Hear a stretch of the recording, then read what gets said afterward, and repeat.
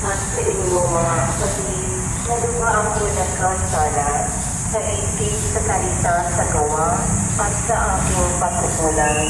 Kaya isinasampo sa mahal na Birheng Maria, sa lahat ng helag na banal, at sa inyong mga kapatid na ako'y panalangin sa Panginoong Diyos. Kaawaan tayo ng mga pangyayari ng Diyos, patawarin tayo sa ating mga kasalanan, at pagpapayan tayo sa buhay na walang hanggan. Amen.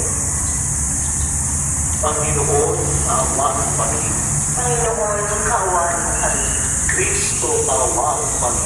Kristo, kaawaan mo kami. Panginoon, aawaan kami. Panginoon, kaawaan mo kami. Manalangin tayo.